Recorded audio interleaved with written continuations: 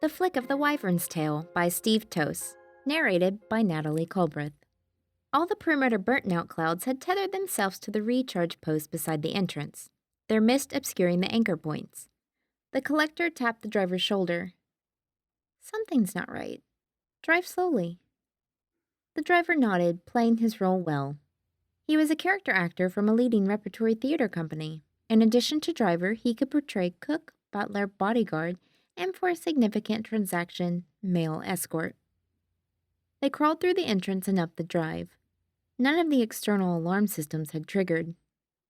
"Stop here," the collector said, waiting until the car came to a halt against the driveway curb, house still out of sight. He reached out and pressed a switch on the leather interior. A parchment folded out, silk-woven screen glittering to life. Scrawling in his signature sketch, he waited and checked the security settings. "Do you want me to carry on?" He could see the driver in the rearview mirror gaze straight ahead. Yes, the burnt-outs must have exhausted themselves chasing squirrels. "Of course, sir," he said, not laughing, staying in role. The car started moving and the collector folded away the parchment, staring at marble sculptures just visible on the lawn until they pulled up in front of the doors. "I have another appointment, I'm afraid," the driver said, "but I could request another performer. I think our soubrette is available this evening." The collector shook his head. "No need for that. I'm sure I'm just being overcautious." "I could contact the Copyright Patrol and ask them to attend." A look passed between them, and the driver moved his hand away from the phone. The collector opened the parchment again, transacting a very rare porcelain Japanese ghost statue, adding a small oil painting for the driver's professionalism. Inside, he waited for the car to leave, opened the panel beside the door, and reset the alarm system. Leaning against the wall, he tried to catch his breath, but could not fill his lungs through the taste of sour wine. He knew this day might come. No security system was impenetrable to a determined thief.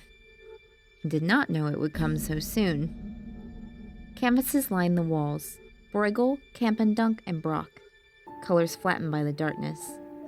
There was no comfort there tonight. The door was normally hidden behind the fitted cabinets, mirrored wall reflecting back rare statues at attention.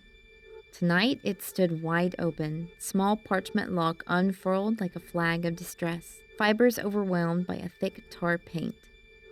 He listened. Inside there was no sound. He glanced across the room toward the telephone on the small table. Copyright Patrol would be here in minutes. The intruder might have left already, and he didn't want to make a fuss. He ran a handkerchief across his face. It did nothing to calm him.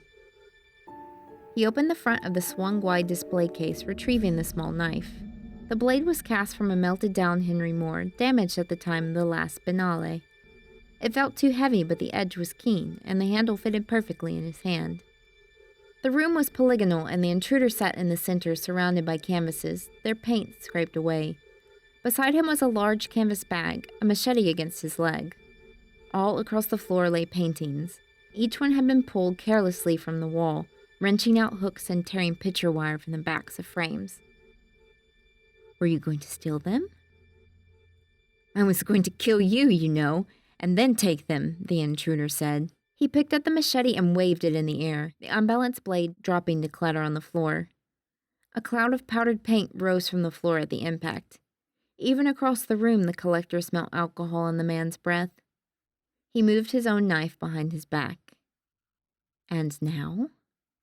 What did you do?" The collector shrugged, trying to stay calm.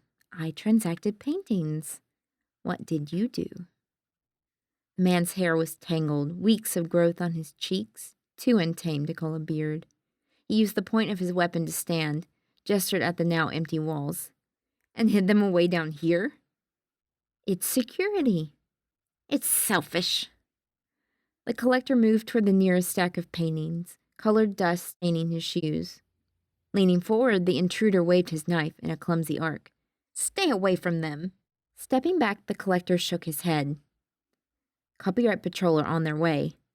"No, they're not. They would have been here by now. You would have contacted them as soon as you saw the burnt-outs tethered, downloading their feeds. You didn't. You don't want anyone to see this." The machete swung further, unbalancing the man, sending him stumbling toward a wall. I've nothing to be ashamed of. I've not broken any laws.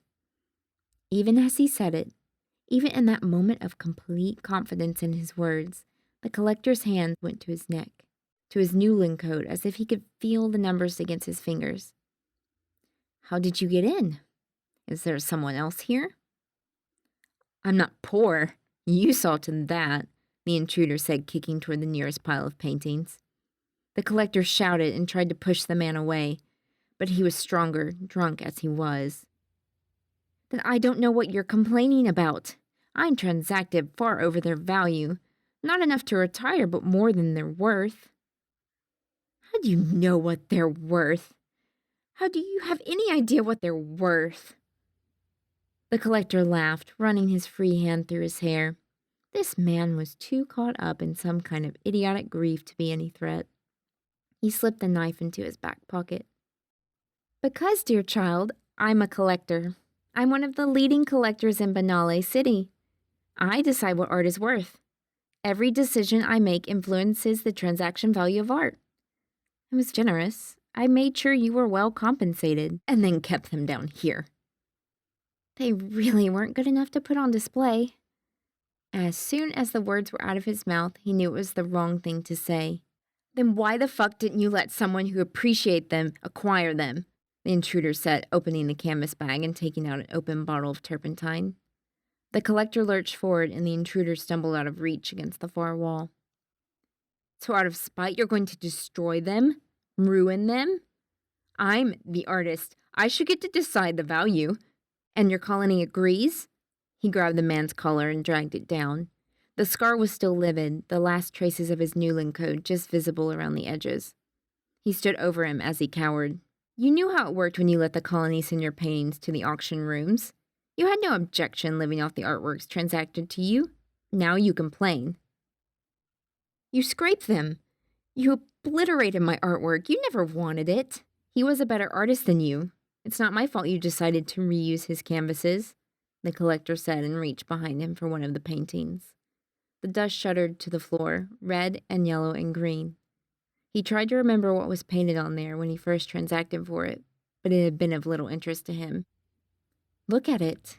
Look at his composition. Look at his use of color. How could you even think to paint over such beauty with your admittedly competent but inferior attempts I will never understand? I was poor, and my companion had just died. What was I supposed to do? I had nothing to transact for materials, apart from his paintings.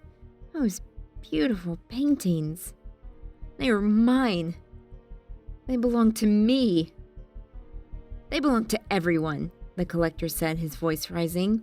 You had no right to hide them away. Like you're doing? The intruder was back on his feet, still unsteady, the machete in one hand. With the other, he held one of the canvases in the air. This one he painted after he first proposed to me. He let it fall to the ground and grabbed another. This one he painted when we first got our Newlin codes. There was a smile on his face, a flicker of a memory. That's very sentimental, the collector said, not taking his eyes off the man's hands until the canvas was set down once more. Please, just let me have them back. You are joking, aren't you? Do you know how long it took me to find those?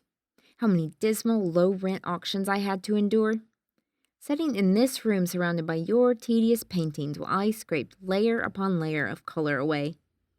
Even with a mask, I don't think my lungs will ever be the same again. He looked around at the piles of exposed abstracts. But it was worth it all. Worth it all to own such beautiful work. Worth it to take such low-quality paintings out of circulation. The machete came up, pointed at the collector's face. I could just take them back. What are you going to do to stop me? Copyright Patrol would pick you up within the hour, and then push for them cataracting you so you never had a chance to see your lover's artwork again. The intruder stared at him. Whether it was the effort of focusing or something else, tears beaded his cheek. He looked toward the door, back toward the nearest pile of paintings. The blade of the machete was through the first two before the collector could react, cleaving the frame to splinters, tearing fabric and gesso and the swirls of color he had so lovingly revealed. Leaning forward, he rammed his palms into the man's chest, sending him tumbling backward into the damaged stack. His own knife was in his hand. The point flicked across the intruder's thigh. For the first couple of moments, the intruder's clothes absorbed the arterial blood, until they were sodden and it fountained through the air, arcing spatters across the ceiling and the paintings, dripping clots around the room until nothing was left in the intruder.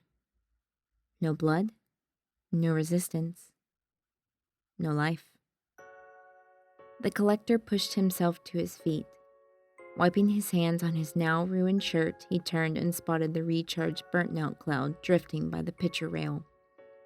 Reaching up, he waited until the mist recognized his skin, grasped the core camera, lowered it to the floor, and crushed it beneath his boot.